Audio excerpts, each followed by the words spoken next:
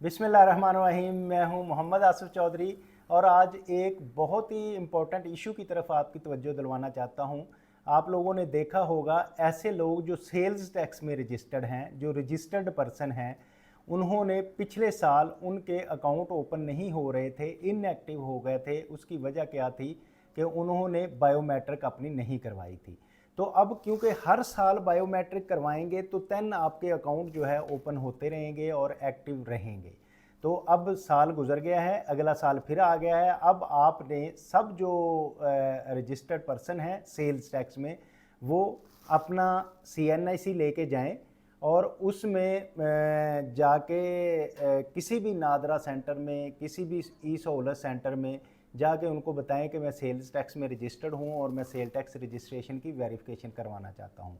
तो वो आपसे 200-300 रुपया लेगा, छोटी सी उसकी फ़ी है। वो फ़ी दें और अपना थंब इम्प्रेशन लगा के बायोमेट्रिक अपनी करवा लें ताकि आप सेल्स टैक्स में एक्टिव रह सकें। अदरवाइज़ ये प्रॉब्लम होगी कि आपका अगस्त गुजरने के बाद आपको प्रॉब्लम आनी शुरू हो जाएगी, सेल टैक्स में आप कि वो ओपन नहीं होगा, आपका लॉगिन नहीं हो सकेगा। लॉगिन में अभी तो खैर बहुत सारी प्रॉब्लम आ रही हैं कि वो स्कैन है और स्कैन करने के बाद हो रहा है। ये सबसे ज़्यादा महफूज किया जा रहा है कि जो फेक एंड फ्लाइंग इनवाइसेस वाले लोग हैं उनको डिस्करेज किया जाए ताकि किसी के नाम की कोई इनवाइसेस ना काट सके।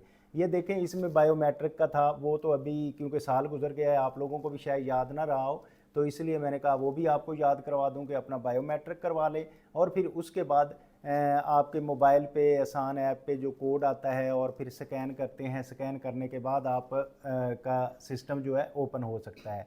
ये सारी चीज़ें आपको तकलीफ़ देने के लिए कतन नहीं है। FBR सिर्फ ये चाहता है कि आपकी मैक्सिमम सिक्योरिटी हो, कि कोई बंदा आपका फ़ोल्डर यूज़ करके उसमें fake and flying invoices issue करके उसमें आपको नुकसान ना पहुंचा सके।